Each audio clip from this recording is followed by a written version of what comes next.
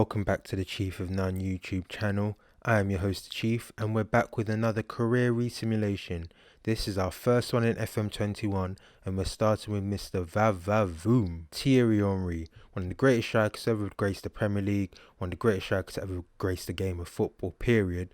We're going to see if we can recreate his career, and whether the guy we created or the old Thierry will have the better career overall. So first looking at Thierry, as you can see, he's 15 years old.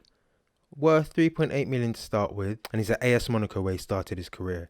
So he set his PA to 186 based on the peak version of Thierry Henry in the game, or in previous versions of the game rather, and the current ability has been predetermined by Football Manager, so they've estimated what the stats will be based on what his PA is going to be. If you've never watched one of our simulations before, just to let you know, we've taken all the injuries out, so this is just a straight shot.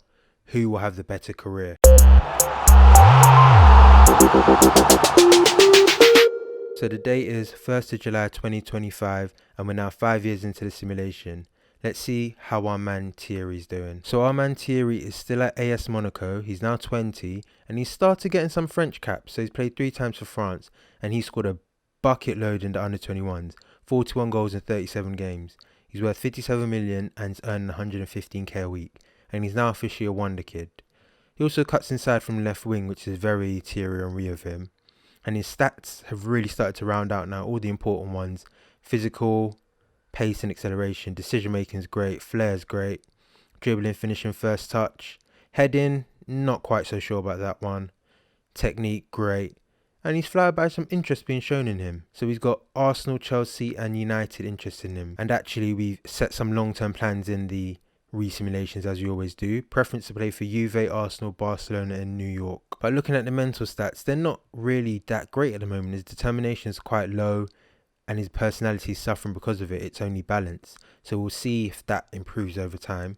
Let's have a look at the career stats. So he started his career with AS Monaco 2, playing 3 games, scoring 2 goals. Then he got into the AS Monaco first team, scoring 8 goals in 18 games before scoring 9 goals in 28 games in his third season. Fourth season, 19 goals in 34 games, so his best season to date. Then 16 goals in 34 games this season just gone. So milestone wise, he's got 2 winners' medals over the line in the Europa Conference League and the Under-21 Championships with France, and his first international cap, and his senior debut and senior club goal. In terms of his biography, he's won nothing on an individual scale. He's been runner-up in the Next Gen and runner-up in the Golden Boot in Ligue 1. And also in the Under-21 Championship. But we're going to keep it moving. We're going to fast forward another 10 years and see how he's doing when he's 30.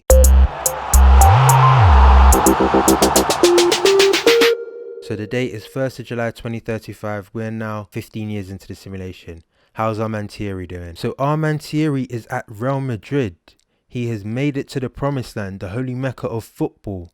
He's now played 104 times for France, scored 91 goals. That is insane. Stats wise, technically, still amazing. Mentally, he's improved, but not in the areas that really push forward his personality. So determination is still only at 10, which is probably holding him back. And obviously the hidden stats as well. Physically, absolutely insane. 17 in pace and acceleration, 20 in agility. Jumping reach, again. Jumping reach and heading is really good on his character, but it's not really consistent with what the real Thierry was like. But alas, this is a ReSimulation. And player traits: runs at the ball through centre, knocks ball past opponent, doesn't dive into tackles, cuts inside from both wings, and runs at the ball often. So how did he get to Madrid? Let's check. So career stats wise, he had another season at Monaco's best to date, 20 goals in 37 games, before being bought for 90 million by PSG. Sounds very Mbappe like. 16 goals in 33 games in his first year, 20 and 33 in his second year, 17 and 28 in his third year, 19 and 29 in his fourth year, 15 and 36 in his fifth year, 16 and 34 in his sixth year, and 6 and 28 in his seventh year. So he spent 7 seasons at PSG. The worst season that he had, Real Madrid then decided to invest in him. So that's interesting, for 117 million.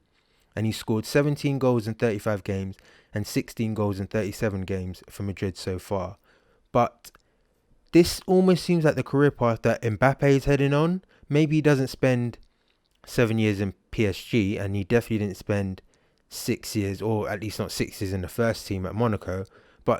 this Thierry Henry is smelling hell of Mbappe-ish. So in terms of milestones, he had the French Cup with Monaco, Trophée des Champs, Ligue 1, and the French Cup with PSG. So he's won everything in France, won a few times in France with PSG as you'd expect. Then he won the Super Cup with Real Madrid, the Copa del Rey before winning La Liga, and then again Super Cup and La Liga in his second season. So in terms of his biography, he's not really got anything over the line on an individual scale of note. Again, some Golden Boot runner-ups and third places, Ballon d'Or third place on 2 occasions, and World Player of the Year third place on 2 occasions as well. So he's doing okay in terms of recognition on the world stage, but not got over the line yet. But let's fast forward and see how he's doing at the end of his career. When the chips are down, when it's all said and done, how did his career end up? So the date is 1st of July 2042. We're now 22 years in the simulation, and this is the end of the simulation. How has our man done? So there we have it. Our man Thierry Henry spent another 4 seasons at Madrid before then moving on to Nice for 2 seasons, before Fulham for 2 seasons, and then finally he spent a season in Kazakhstan, Astana. So he scored goals everywhere he went, but it doesn't look like he's been able to get anything major over the line on a personal scale. So the height of his career was when he got close in the Ballon d'Or, coming 3rd place on 2 occasions. But he did add to his impressive competition record. So he added 21 in total. So he got a Coupe de France with Nice. That would have been quite good. And of course everything else which we'd seen before. He didn't add much on the international stage, and France don't seem like they've got anything over the line apart from his under-21 championships. So a little bit poor in that respect. But in total he played 571 games, scoring 259 goals. So when you compare that to the real Thierry Henry, he played 1 less game, but he scored less goals as well. So the real Thierry Henry, you can say, has had the better career. Maybe not from an international perspective. 51 goals compared to 97. There's a big differential there. But on a team perspective, they're there or thereabouts in terms of what they won from a team perspective. But Henry, you could say, is one of the bigger things with the World Cup, Confederations Cup, European Football Championships, and of course the Premier League, Champions League. He's done it all, he has, Henry. But that is it for another simulation. I really enjoyed that one with Thierry Henry. Don't forget, comment down below if you want to see any other players or you want to see any resimulations or experiments. We'll get them all done for you and get them out on the channel ASAP. But let's have a look at this crazy world and see what else is going on. So in the Ballon d'Or, again, we've seen Ronaldo come through and win the 2021 award. I think it was Messi last video. But after the season where it's not been given, it always goes to one of the two. Let's see if that changes in future experiments. But this has been the Haaland show. Won 3 in a row before Isaac came through and won 1. Haaland again. Mbappe won a hat-trick himself to put himself on the map. But then Haaland came through to win another 3 to win 7 in total. Absolutely crazy. Then the regions came through and dominated that. The Champions League. This is absolutely insane. So we had Juve win the first season, which is probably why Ronaldo won the Ballon d'Or. Atletico Madrid, which is a great victory. City, Madrid, City, Liverpool. All past winners, apart from City and Madrid, of course. But all past winners until we get up to here. 2034-35. Newcastle beat Bayern Munich.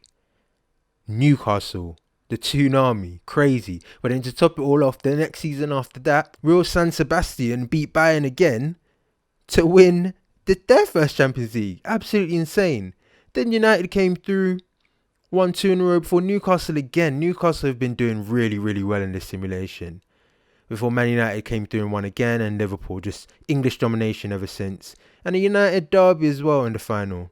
But let's have a look at Newcastle, because this is shocking. So as you can see, Newcastle have officially won 8 Premier Leagues, 12 FA Cups, 2 Super Cups, 2 Champions Leagues, 1 Europa League, 5 Carabao Cups, 7 Charity Shields. They have been absolutely insane in this simulation. They are 5-star rated now and have Zinedine Zidane as their manager. I don't recognise anyone in this team, so it's probably all centred around regions. So we can see it started with them being taken over by a tycoon, and they invested in the club, put a lot of investment into the club before they finally were able to win their first trophy, which is the Carabao Cup, and from there they didn't look back. So looking at this, some of the players who passed through here, they have Klopp as favoured personnel.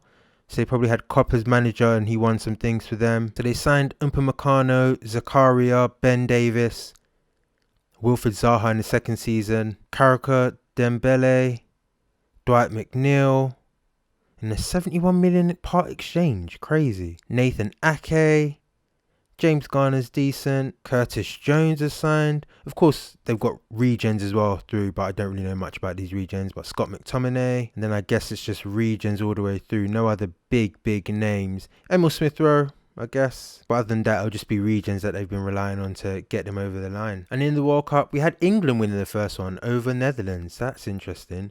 For Portugal, 1-2 out of the next 4. Spain 1-1 and Italy 1-1. And in the Euros, England have won 2 Euros. Spain have won 1, Italy 1, Belgium and Portugal.